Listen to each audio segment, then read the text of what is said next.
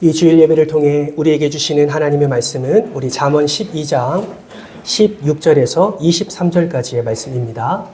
우리 구약성경 923면에 있습니다. 잠언 12장 16절에서 23절까지의 말씀, 나에게 주시는 하나님의 말씀으로 받기를 소망합니다. 우리 한 절씩 교독하겠습니다. 미련한 자는 당장 분노를 나타내거니와 슬기로운 자는 수욕을 참느니라. 진리를 말하는 자는 그를 나타내고 거짓 증인은 속이는 말을 하느니라. 칼로 찌름같이 함부로 말하는 자가 있거니와 지혜로운 자의 혀는 양약과 같으니라. 진실한 입술은 영원히 보존되거니와 거짓 혀는 잠시 동안만 있을 뿐이라. 악을 꾀하는 자의 마음에는 속임이 있고 화평을 의논하는 자에게는 희락이 있느니라. 의인에게는 어떤 재앙도 임하지 아니하려니와 악인에게는 안화와 가득하리라. 거짓 입술은 여호와께 미움을 받아도 진실하게 행하는 자는 그의 기뻐하심을 받느니라. 슬기로운 자는 지식을 감추어도 미련한 자의 마음은 미련함을 절파하느니라. 아멘. 지난 한 주간도 잘 지내셨지요? 네, 우리 기쁜 마음으로 하나님을 찬양하기 원합니다. 우리 환한 미소와 또 밝은 또 미소로 우리 앞뒤 좌우 이렇게 인사할 때에 주님의 이름으로 사랑합니다. 아멘이십니까? 예, 따라합니다. 우리는 예수 안에서 한 가족입니다. 아멘이십니까? 예, 우리는 한 가족입니다. 항상 서로를 축복하고 서로를 기뻐하는 예수 공동체가 되기를 주님의 이름으로 축복합니다. 우리가 잠언을 읽을 때나 묵상할 때 우리는 두 가지를 염두에 두어야 합니다. 하나는 우리가 읽는 이 잠언 하나하나가 하나님의 지혜의 꽃다발이다 라는 사실을 우리는 기억해야 합니다. 우리가 연주회나 발표회를 할 때 다른 사람으로부터 꽃다발을 받을 때가 있지요. 여러분, 그 꽃다발을 받으면 기분이 어떻습니까? 좋습니다. 내가 주인공이 된 것 같고 내가 특별한 사람이 된 것처럼 느껴지기 때문이지요. 여러분, 하나님께서 우리에게 잠언을 허락해 주시고 이 잠언을 우리가 하나하나 읽어갈 때에 마치 하나님은 우리에게 지혜의 꽃다발을 한아름 안겨주는 것과 같습니다. 그것은 우리가 그만큼 하나님 앞에 특별한 존재이고 그러므로 인해서 우리는 특별한 은혜를 하나님께서 허락해 주시는 것입니다. 또 하나 우리가 염두에 둬야 될 것은 잠언에 기록된 말씀들을 읽을 때에 우리는 비슷비슷한 잔소리 정도로 생각해서는 안 됩니다. 이스라엘 백성들은 하나님의 말씀을 뻔한 잔소리라고 생각해서 하나님의 말씀을 듣지 않고 세상의 말을 듣는 바람에 망하는 이가 참 많았습니다. 사랑하는 성도 여러분, 하나님께서는 우리에게 망하지 않는 길을 이미 허락해 주셨습니다. 그것이 무엇입니까? 바로 지혜의 말씀이지요. 이 지혜의 말씀을 붙잡을 때 우리는 망하는 길이 아니라 생명의 길로 나아가게 되는 것입니다. 바라고 소망하기는 오늘도 우리에게 허락해 주신 이 지혜의 말씀을 굳게 붙잡으시고 하나님이 허락해 주신 놀라운 은혜를 풍성히 누리시기를 주님의 이름으로 축복합니다. 그렇다면 여러분, 오늘 본문 말씀을 통해서 하나님께서는 이 지혜의 말씀을 통해서 우리로 하여금 어떤 지혜를 깨닫게 하시고자 하실까요? 그것은 여러분, 말의 지혜입니다. 여러분, 하나님이 천지를 창조하실 때 무엇으로 창조하셨는지 여러분 알고 계십니까? 맞습니다. 말씀으로 창조하셨습니다. 하나님의 형상과 모양을 따라 만든 인간에게 말씀을 선물로 허락해 주셨습니다. 그래서 인간은 다른 피조물과는 다르게 생각할 수 있게 되었고 또 말을 할 수 있게 되었습니다. 다시 말해 하나님이 하나님의 능력인 그 말을 인간에게 선물로 허락해 주셨다라는 것이죠. 그렇다면 여러분, 하나님이 왜 언어를 선물로 우리에게 허락해 주셨을까요? 그 이유는 놀라운 선물인 그 언어로 우리 하나님을 찬양하고 우리 하나님을 경배하라고 우리에게 선물로 허락해 주신 줄 믿습니다. 뿐만 아니라 그 언어로 하나님과 소통하고 사람들과 소통하고 그래서 주님의 건강한 공동체를 세워나갈 뿐만 아니라 하나님께서 우리에게 허락해 주신 사명, 땅을 정복하고 땅에 충만하고 또 모든 생물을 다스리는 그 은혜를 누리라고 우리에게 선물로 허락해 주신 것입니다. 여러분, 실제로 첫 아담은요, 하나님의 목적대로 그 언어를 사용해서 하나님과 소통했습니다. 그리고 그 언어로 세상을 정복하고 그 땅을 다스렸습니다.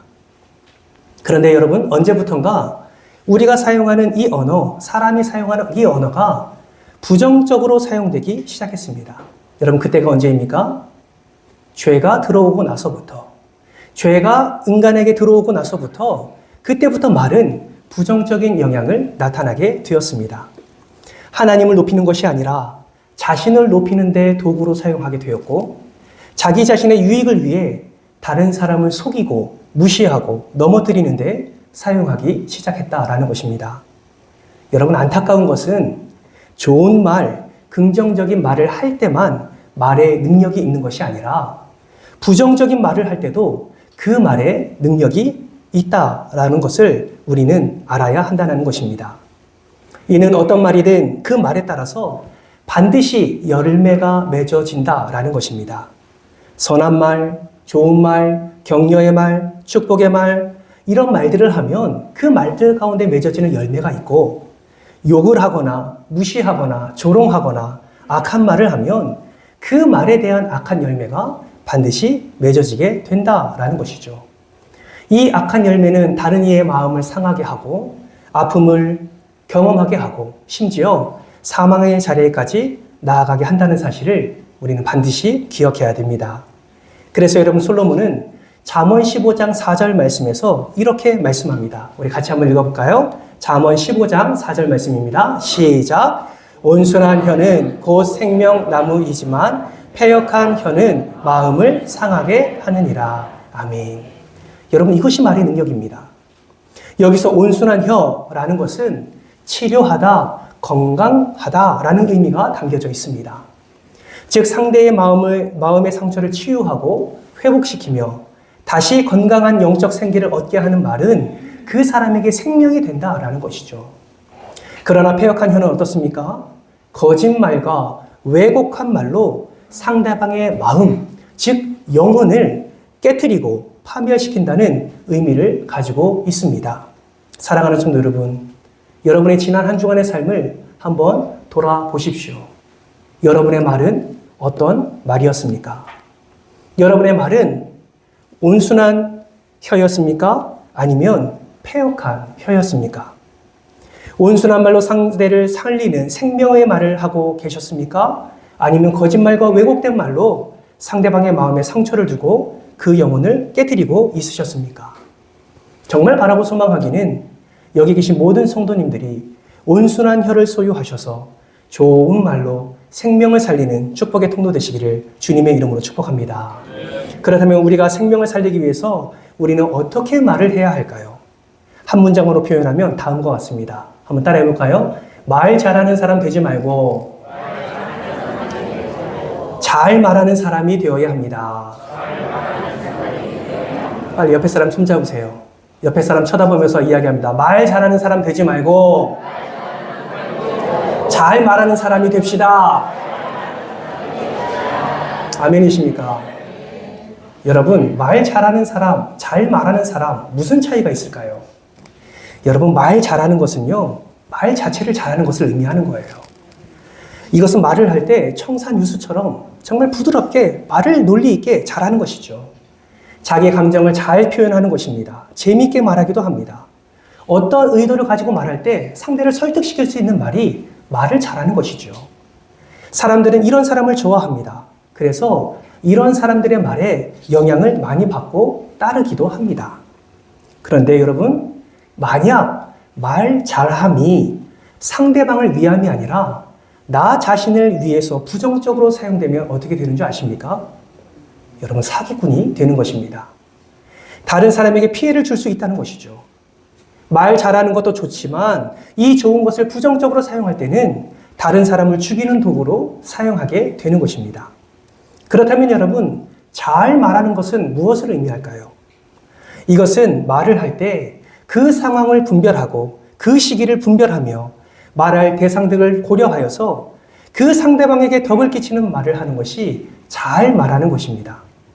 자기 생각대로, 자기 감정대로 말하는 것이 아니라 그 생각이 옳은지 그른지, 상대방에게 덕이 되는지 안 되는지, 상대방을 살리는 말인지 아닌지를 분별하고 말하는 것을 의미하는 것이죠.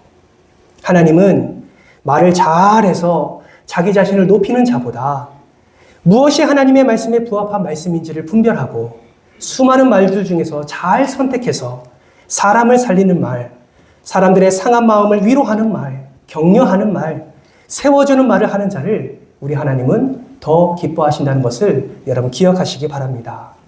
그렇다면 여러분, 우리는 어떻게 해야 잘 말해서 하나님이 기뻐하시는 그러한 슬기로운 자가 될 수 있을까요? 첫 번째입니다. 따라서 합시다. 감정을 잘 다스려야 합니다. 예, 감정을 잘 다스려야 합니다. 여러분, 말의 어원이 무엇인지 아십니까? 말의 어원은 마알이라고 합니다. 마알은 마음의 알갱이라는 뜻을 가지고 있지요. 즉, 마음의 씨앗이 말이라는 것입니다. 마음에 어떤 씨앗이 심겨져 있느냐에 따라서 말이 나온다라는 것이죠. 마음에 사랑의 씨앗이 심겨져 있으면 어떤 말이 나올까요? 사랑의 말이 나오죠. 마음에 분노의 씨앗이 심겨져 있으면 어떤 말이 나옵니까? 분노의 말이 나오게 되는 것입니다. 여러분, 우리 안에 사랑의 씨앗, 존중의 씨앗, 겸손의 씨앗, 이런 하나님이 기뻐하시는 마음의 씨앗들이 가득하다면 여러분 아무런 문제가 되지 않습니다. 이러한 마음은 오히려 우리가 더 추구하고 더 바라야 할 그런 마음의 씨앗들이죠. 그러나 이러한 말이 아니라, 이러한 씨앗이 아니라 부정적이고 파괴적이고 악한 씨앗이 우리 안에 있으면 그때 우리의 삶은 문제가 일어나게 되는 것입니다. 왜 그럴까요? 이러한 부정한 마음은 부정한 감정을 갖게 하고, 이러한 부정한 감정은 말을 통해서 다른 사람에게 전달되기 때문에 그렇습니다. 여러분, 부정한 말이 들리게 되면 그 듣는 사람은 어떻게 될까요? 그 부정의 말로 상처를 입게 되고 두려움과 절망을 느끼게 되며 결국 십만년 사망의 자리에까지 나아가게 되는 것입니다. 그래서 여러분, 하나님은 솔로몬을 통해서 오늘 본문 말씀 16절을 통해서 다시 한번 우리에게 지혜를 허락해 주십니다. 16절 말씀 같이 한번 읽겠습니다. 시작. 미련한 자는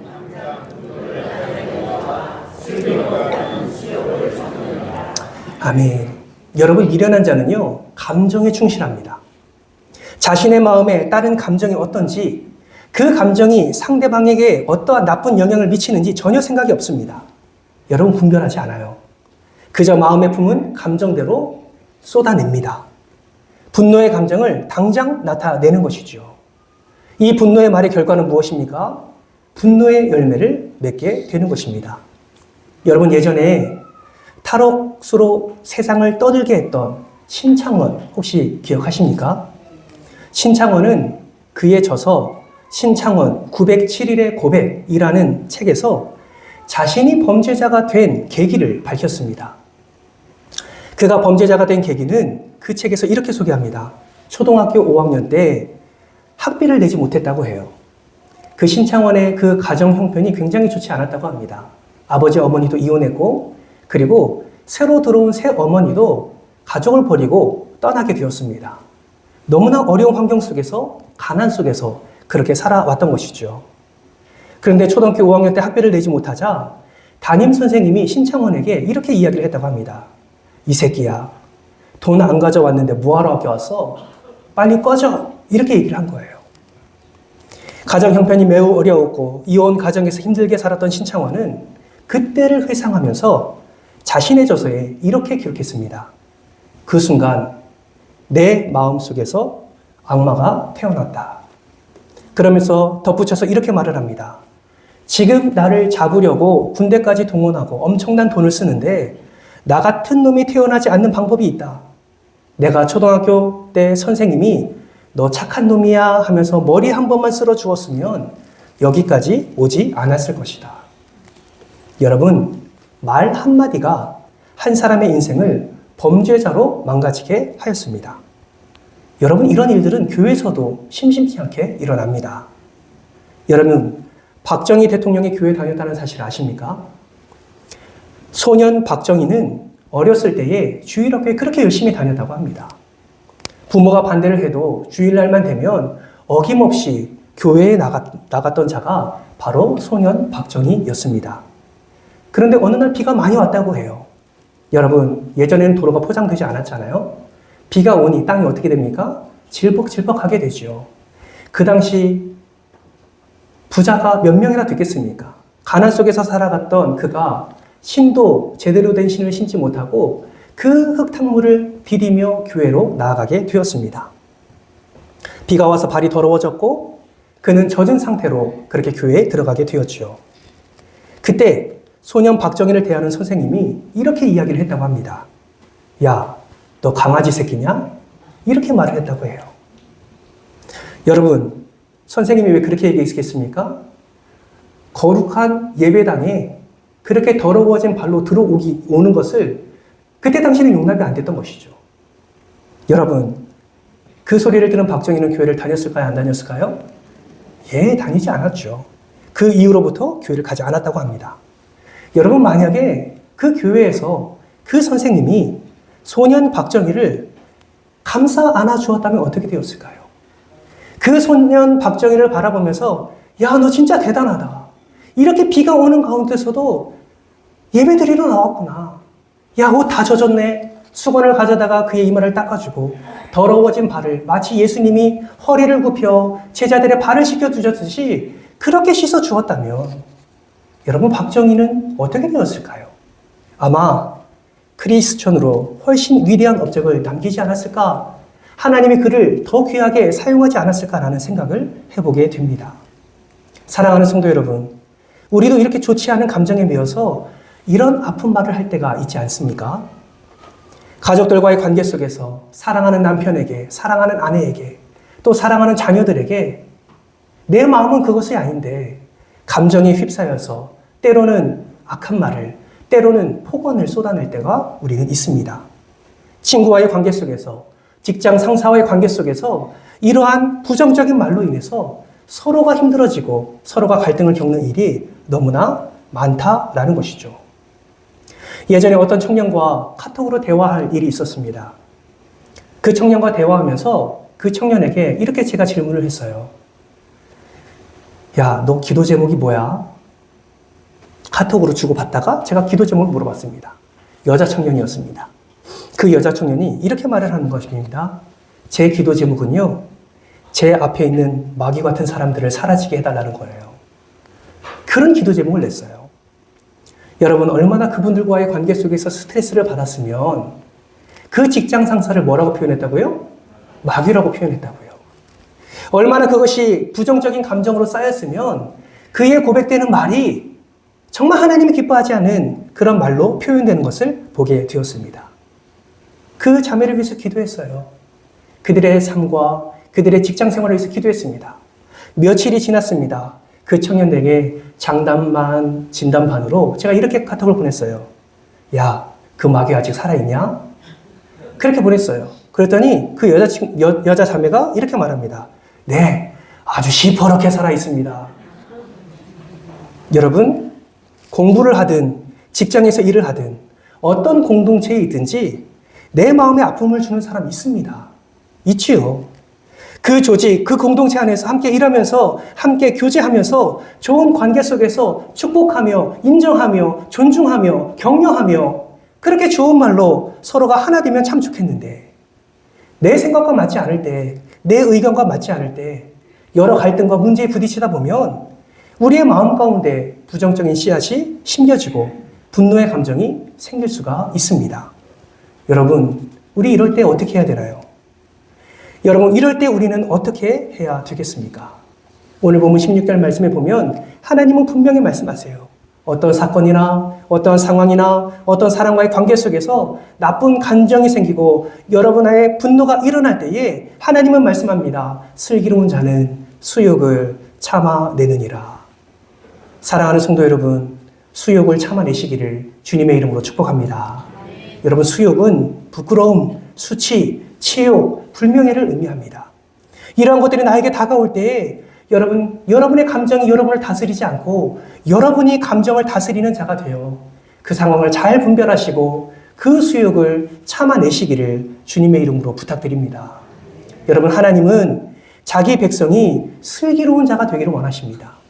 하나님은 저와 여러분이 어떤 부정적인 감정에 사로잡힐 때마다 그것을 잘 다스리고 참고 인내하여 분별하여 사망의 열매를 맛보는 것이 아니라 그 상황 속에서도 생명의 열매를 맛보기를 우리 하나님은 기대하고 계십니다. 그렇다면 여러분, 왜 하나님은 그런 수욕을 참으라고 말씀하실까요? 여러분, 그 이유가 무엇인지 아십니까? 죄송하지만 오른손을 자신의 가슴에 올려볼까요? 따라합니다. 나를 위해서입니다. 더 크게, 나를 위해서입니다. 예, 수욕을 참으라고 하는 것은 바로 저와 여러분을 위해서 그러신 것입니다. 우리를 살리기 위해서 그러신 거예요. 여러분, 악한 마음을 품고 분노의 마음을 말로 내뱉으면 가장 큰 피해를 보는 사람이 누군지 아십니까? 나 자신입니다. 왜 그렇습니까? 이미 말하기 전에 악한 마음을 품었지요. 말하면서 누가 먼저 말을 듣습니까? 내가 먼저 말을 듣게 되어 있어요. 그 부정적인 말을 내가 먼저 듣게 됩니다. 그 말이 나에게 좋지 않은 영향을 끼치게 되는 것이죠. 여러분, 그거 아십니까? 악한 말은 다른 말보다 뇌에 4배나 더 강하게 자극이 된다고 합니다. 과학적으로 증명된 거예요. 악한 말이 강하게 자극되어서 감정의 뇌를 자극하게 되면 이성의 뇌의 활동을 막는다고 합니다. 그래서 악한 말에 자극을 받으면 더 쉽게 흥분하게 되고 더 쉽게 과격한 행동을 하게 되는 것이죠. 왜 그렇습니까? 이성의 뇌가 활동하지 않기 때문에 그렇습니다. 결국 이성적 행동과 거리가 먼 감정의 행동으로 악한 열매를 맺게 되고 결국 사망을 경험하게 되는 것입니다. 이러한 이야기를 할 때 어떤 이들은 이렇게 질문할 수 있습니다. 목사님, 이런 상황이 얼마나 많은 줄 아십니까? 직장 생활을 해보면 매일매일의 삶이 전쟁입니다. 나에게 수욕, 그 부끄러움, 수치, 치욕, 불명예를 가져다 주는 일들이 얼마나 많은 줄 아십니까? 그러면 그때마다 우리는 참아야 됩니까? 왜 그리스도인은 맨날 참아야 됩니까? 왜 내 마음에 일어나는 분노를 그렇게 참아내야 합니까? 여러분, 이러한 질문이 여러분 안에 생길 때 있지요. 그래서 여러분, 하나님이 우리에게 지혜의 말씀을 허락해 주시는 겁니다. 여러분, 그럴 때마다 우리는 어떻게 해야 됩니까? 그 사건과 그 상황과 사람 때문에 나쁜 감정이 생길 때마다 여러분, 그 순간은 참아내시고 그 자리를 피하십시오. 정말 폭발할 것 같더라도 그 자리를 피하십시오. 그 죄의 자리를 피하세요. 그리고 나서 다른 거에 집중하지 마시고 여러분의 감정에 집중하지 마시고 그 사람의 말에 집중하지 마시고 그 사람의 어떠함에 집중하지 마시고 오직 하나님께 집중하시는 여러분 되시기를 주님의 이름으로 축복합니다. 여러분, 하나님께 폭발하세요. 하나님께 폭발하십시오. 욕하고 싶으십니까? 하나님 앞에서 욕하십시오. 그 사람 듣는 데서 하지 마시고 하나님 앞에서 욕하세요. 아픔이 있습니까? 분노가 있습니까? 상처가 있습니까? 절망적입니까? 힘듭니까? 여러분, 하나님 앞에서 토하십시오. 여러분, 다윗도 그렇게 했습니다. 여러분, 우리가 찬송가로 많이 불리는 시편, 여러분, 그것은 하나님을 찬송하는 찬송시도 있지만요, 그 시편 가운데 하나님께 탄원 올려드리는 탄원시도 있습니다. 무엇입니까? 내 원수 하나님 없애달라고. 내 원수 하나님께서 엎드리게 해달라고. 그를 무너지게 해달라고. 그가 쫓겨가게 해달라고. 그래서 나 좀 살려달라는 그 다윗의 고백이 시편에 담겨져 있어요. 여러분, 다윗은 그 사람 앞에서 분노를 쏟아내지 않습니다. 자신을 욕하는 그 사람 앞에서 분노를 쏟아내지 않습니다. 오히려 하나님 앞에 나와서 하나님 앞에 자신의 모든 것을 내어놓습니다. 여러분, 그랬더니 하나님이 어떻게 행하시지 아십니까? 성경에 보니까 다윗이 가는 길마다, 다윗이 행하는 것마다 하나님께서 승리를 허락해 주셨다라고 말씀하십니다. 다윗이 가는 곳마다 하나님께서 길을 열어주셨습니다. 다윗이 가는 곳마다 하나님이 원수를 제거해 주셨습니다. 다윗이 가는 곳마다 하나님의 놀라운 은혜가 임하게 되었다라는 것이죠.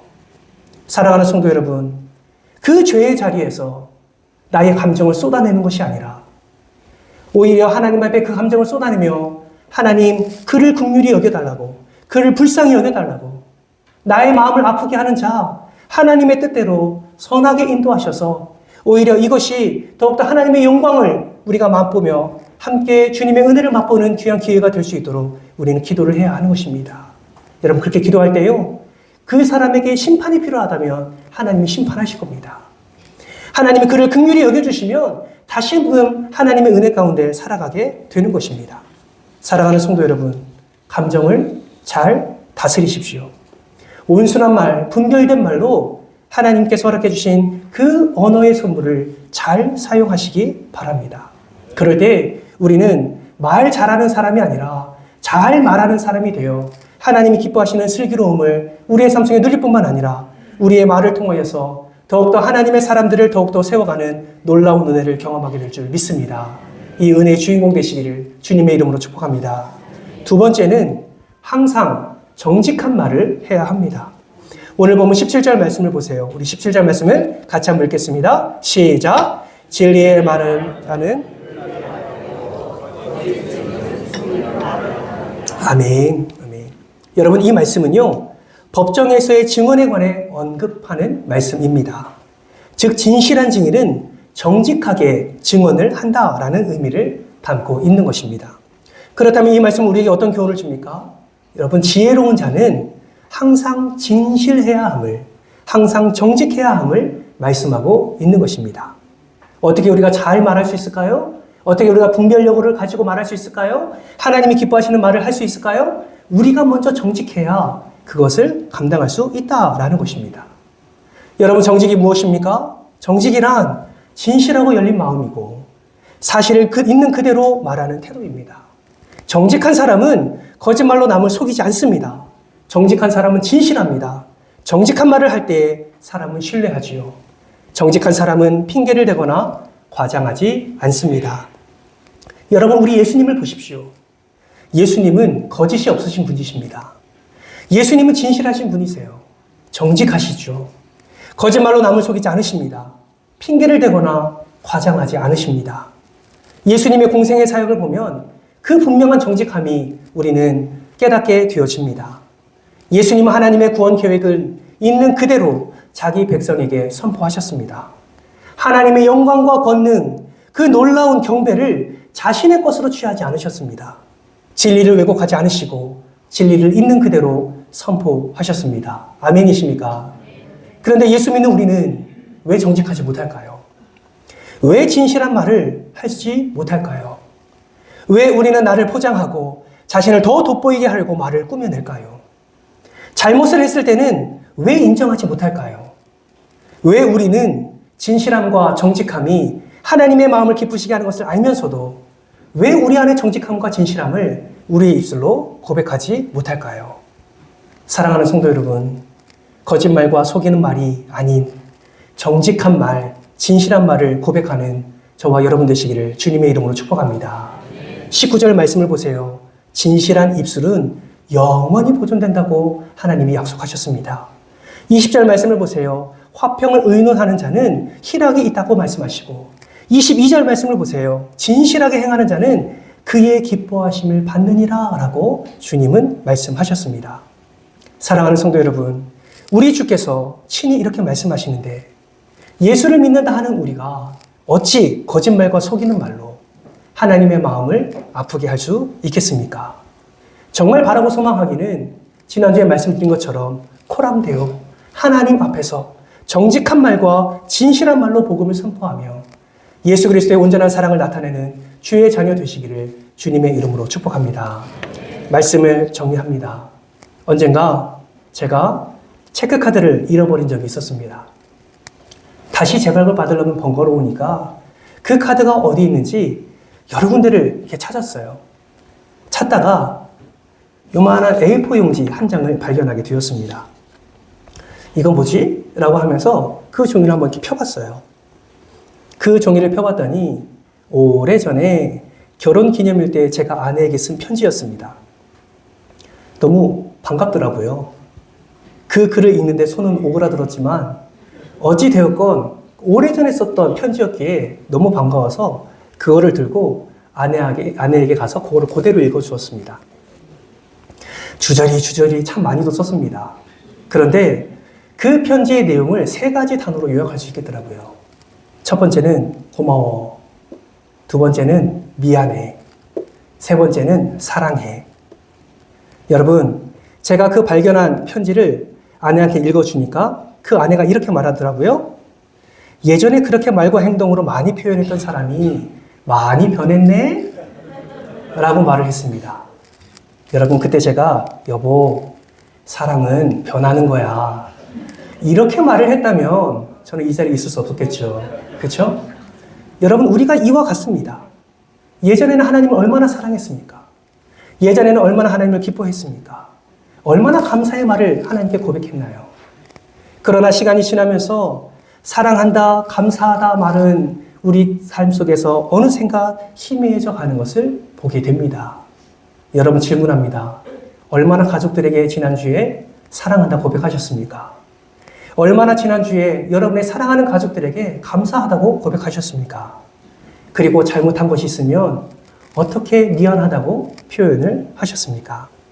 사랑하는 성도 여러분, 우리의 말을 통해서 우리는 열매를 얻습니다.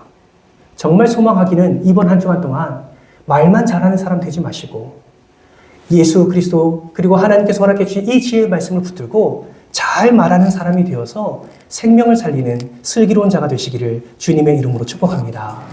여러분, 감정을 다스리십시오.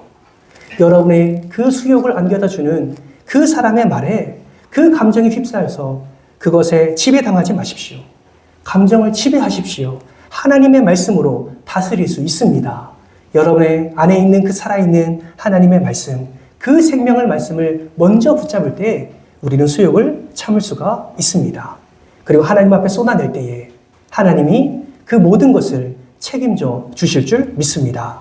하나님과 사람 앞에서 정직한 말을 하십시오. 항상 하나님 앞에서 살아감을 기억하면서 정직한 말, 진실한 말을 행동으로 나타내시기를 바랍니다. 그렇게 할 때에 여러분의 그 거룩한 말, 정직한 말을 통해서 생명을 살리는 놀라운 기적을 맛보시게 될 줄 믿습니다. 바라고 소망하기는 이번 한 주간 하나님이 기뻐하시는 생명을 살리는 말을 함으로, 정직한 말을 함으로 하나님의 기쁨이 되고 하나님이 예비하신 풍성한 은혜를 누리시기를 주님의 이름으로 축복합니다. 기도할까요?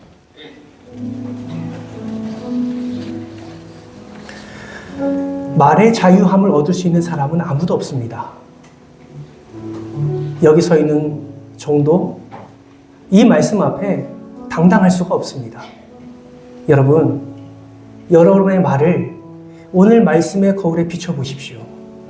내가 얼마나 사람을 살리고 있는지, 내 말이 얼마나 사람의 마음을 아프게 하고 있는지, 혹여나 그러한 사건이, 그러한 일들이 기억난다면 회개하지 않으시겠습니까?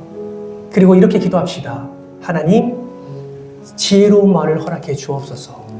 감정을 잘 다스리게 하시고 정직함을 회복하게 하셔서 말만 잘하는 인생이 아니라 정말 분별력 있는 하나님의 말씀으로 무엇을 말해야 될지, 어떤 것이 옳은 말인지, 어떤 것이 생명의 말인지 잘 분별하는, 잘 말하는 자가 되어서 이번 한 주간도 주님의 영광을 드러내는 귀한 삶이 될 수 있도록 은혜를 더해달라고, 특별히 사랑하는 자의 마음을 아프게 했다면 그것까지도 하나님께 올려드리며 함께 기도의 자리로 나가겠습니다. 이 시간 주의 영을 외치고 통성으로 기도하며 나갑니다. 하나님, 여전히 우리의 마음은 완악합니다. 이 말씀을 들을 때에도 이 부정적인 말로 인하여 맺게 되는 열매, 오늘 나에게 허락해 주신 이 지혜의 말씀을 들을 때에도 이 지혜의 말씀을 나의 말씀으로 받지 아니하고 나의 마음을 아프게 하는 그의 말씀으로 생각하는 것이 우리의 마음입니다. 내가 변해야 되는데 다른 사람이 변하기만을 기다리고 있는 우리의 연약함을 주님 불쌍히 여겨 주옵소서. 오늘 이 말씀이 나에게 허락해 주시는 하나님의 말씀으로 받게 하시고 매일매일의 삶 속에서 주님을 높이고 주님을 자랑하고 주님의 말과 주님의 언어로 생명을 살리는 우리 모두가 되게 하여 주옵소서. 감정에 충실하여 분노를 쏟아내는 인생이 아니라 감정을 다스려서 분별하여 생명을 살리는 인생으로 우리 모든 주의 자녀들을 사용하여 주옵소서. 우리에게 정직을 회복하게 하시고 무엇보다 내가 유익을 누리고 내가 온전함을 누리도록 속이는 말, 거짓말로 다른 사람을 더 마음 아프게 하는 어리석음이 일어나지 아니하도록 주님께서 함께하여 주옵소서. 때로는 수욕이 다가올 때에 참아내는 인내력을 허락해 주시고 그 수욕을 경험할 때에 하나님을 먼저 생각할 수 있는 믿음을 더해 주셔서 오직 그 어려운 자리, 그 문제의 자리에서 예수 그리스도의 이름을 먼저 선포하는 믿음의 자들 되게 하여 주옵소서. 그럴 때 우리의 문제를 해결해 주신 하나님을 만나게 될 줄 믿습니다. 우리의 아픔을 해결해 주시는 하나님을 만나게 될 줄 믿습니다. 하나님 이번 한 주간 그 은혜를 충만히 누리는 귀한 한 주간 되게 하여 주시옵소서. 감사를 드리오며 사랑이 많으신 예수님의 이름으로 기도드리옵나이다. 아멘. 항상 도우시니 내 질문을 잠가 잘 선택하고 너의 삼가 늘 조심하라. 너 열심을 다해 늘 충성하고 온 정성을 다해 주 봉사하라. 우리 구주의 힘과 그의 이로를 빌라. 주님 내 편에 서서 항상 도우시리.